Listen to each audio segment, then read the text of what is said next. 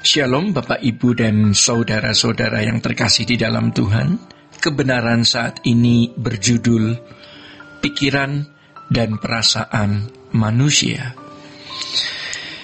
Dari segala sesuatu yang Allah percayakan kepada manusia, ada satu yang paling penting yang di dalamnya kita memiliki tanggung jawab untuk mengelola dengan benar.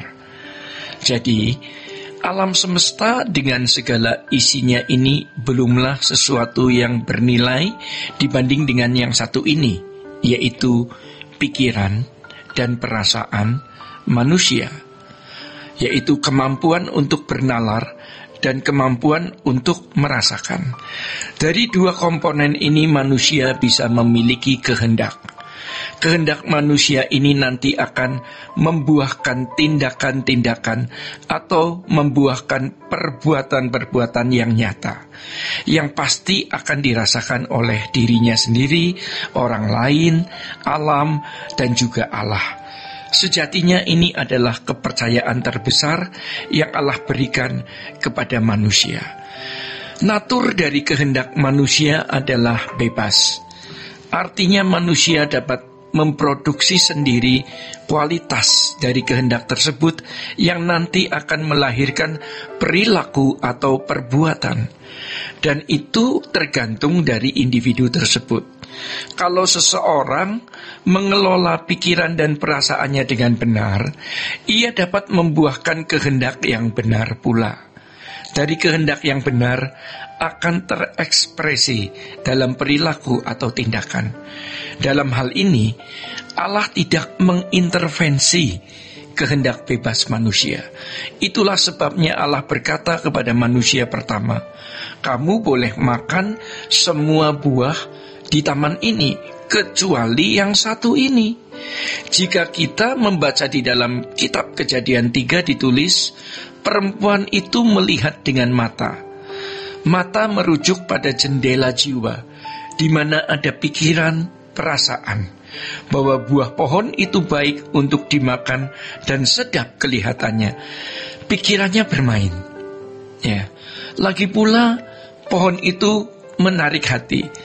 Perasaannya ikut bermain. Manusia mengambil keputusan dari kehendaknya. Saudara-saudara, jadi kejatuhan manusia ke dalam dosa berangkat dari kegagalannya mengelola pikiran dan perasaannya sendiri. Dari hal ini, manusia tidak mampu memproduksi kehendak yang sesuai dengan apa yang Allah ingini.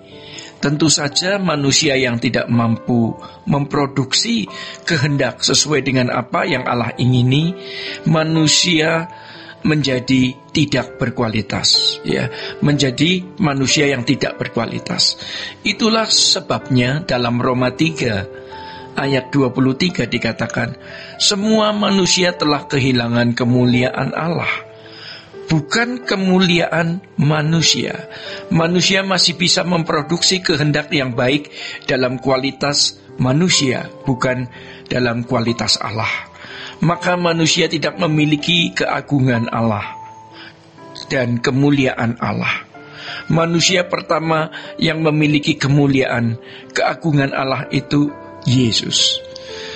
Dari pikiran dan perasaan, manusia bisa dihasilkan sesuatu yang bernilai tinggi, bernilai kekal.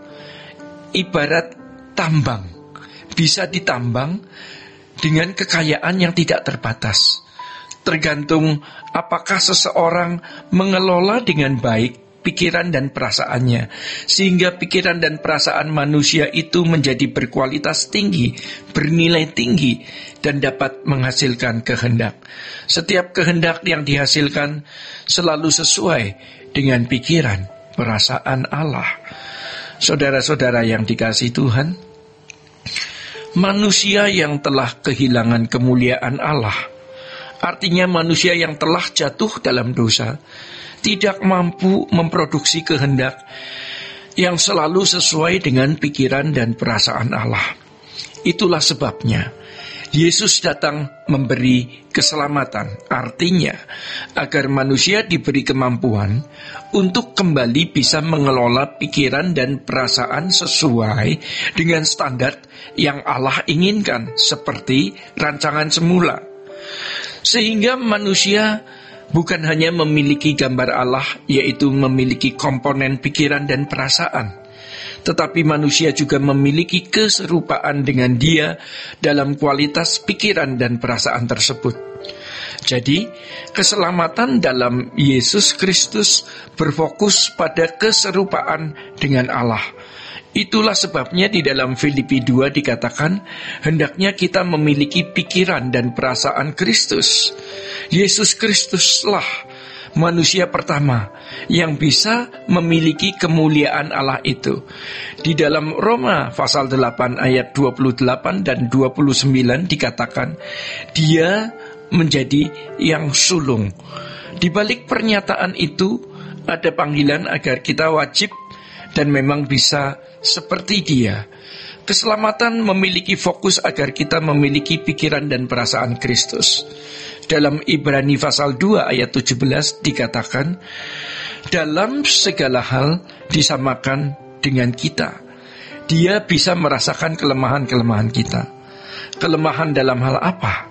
Kelemahan untuk mencapai rancangan Allah semula itu. Bukan sekedar kelemahan masalah fana, tetapi masalah kekekalan. Kelemahan yang terkait dengan bagaimana manusia dapat menemukan kembali kualitas seperti yang Allah rancang sejak semula.